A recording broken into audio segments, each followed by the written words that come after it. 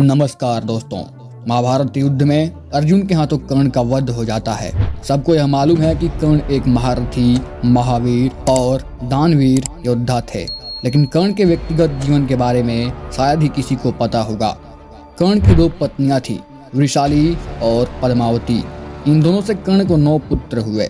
द्रौपदी स्वयंवर में अपमानित होने के बाद कर्ण को गहरा दुख पहुंचा था।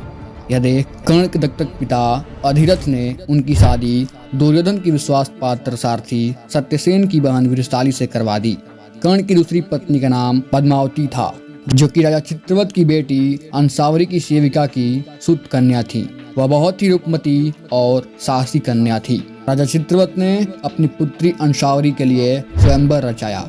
कर्ण भी उसमें सम्मिलित हुए, लेकिन कर्ण को सूत पुत्र कहकर अपमानित किया गया। फिर कर्ण ने वहां उपस्थित सभी राजाओं को हराकर अंसावरी से नहीं बल्कि उसकी दासी पद्मावती से विवाह किया था। कर्ण ने पूरे राज्य समाज के सामने किसी और के स्वयंवर में जाकर उसकी दासी से शादी, यह बात अपने आप में एक उदाहरण पेश करता है।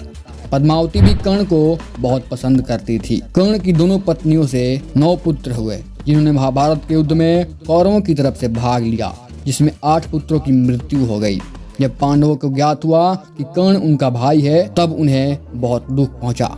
पांडवों ने अपने ही हाथों अपने भाई तथा उनके कुल का नाश कर दिया था। महाभारत के बाद पांडवों ने तय किया कि वे इंद्रप्रस्थ का सारा कार्यभार कर्ण का एकमात्र जीवित पुत्र वृषकेतु को सौंप देंगे। उन्होंने वृषकेतु से अपने किए गए अपराध की क्षमा मांगी और सारी जिम्मेदारी उसे सौंप दी। वहीं कर्ण की पत्नियों में से एक वृषाली ने कर्ण की चिता पर ही सती हो जाना स्वीकार किया। फिर बाद में वृषकेतु और पद्मावती, जो कि पांडवों की भाभी और वृषकेतु की माँ थी, सभी खुशी खुशी पांडवों के परिवार के साथ मिलजुल कर रहने लगे थे, क्योंकि सभी को सच्चाई का पता चल चुका था। आगे चलकर वृषकेतु ने पांडवों का बहुत सहायता किया था, जिसमें अश्वमेध यज्ञ के लिए घोड़े को लेकर आना इत्यादि शामिल है।